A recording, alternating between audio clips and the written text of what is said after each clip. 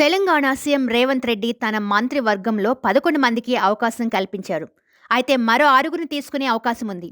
ఆ 6 స్థానాల కోసం పోటీ చాలా ఎక్కువగా ఉంది. ఆ 6 స్థానాలు ఎవరికి దక్కుతాయి, అసలు ఎప్పుడు భర్తీ చేస్తారు అనే దానిపై పలు రకాల చర్చలు సాగుతున్నాయి. జనవరి మొదటి వారంలో భర్తీ చేయవచ్చని మొదటి టాక్ వినిపించింది. అయితే ఆలోపే విస్తరణ జరగవచ్చు అని కూడా ప్రచారం సాగుతుంది. ఈ విస్తరణ కోసమే సీఎం రేవంత్ రెడ్డి ఢిల్లీ పర్యటన వెళ్లినట్లు ప్రచారం సాగుతుంది. ఇక విస్తరణపై ఢిల్లీ పెద్దలతో అన్ని విషయాలు చర్చించినట్లు తెలుస్తుంది. అంతేకాక హైకమాండ్ రేవంత్ రెడ్డికి ఫ్రీ హ్యాండ్ ఇచ్చినట్లు తెలుస్తుంది. ఢిల్లీ పర్యటనలో కీలక అంశాలపై అనుమతి కోసం రేవంత్ హైకమాండ్ పెద్దలను కలిశారు.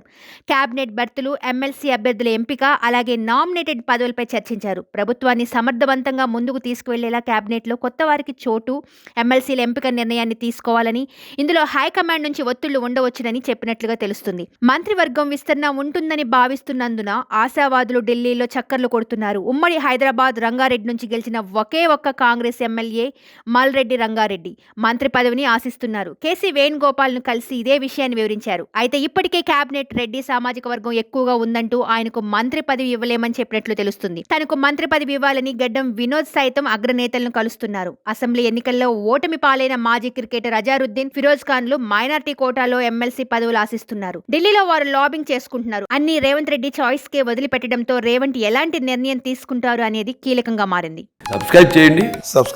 Please do subscribe to Please like, share and subscribe to top Telugu TV. Top Telugu TV. Top Telugu TV.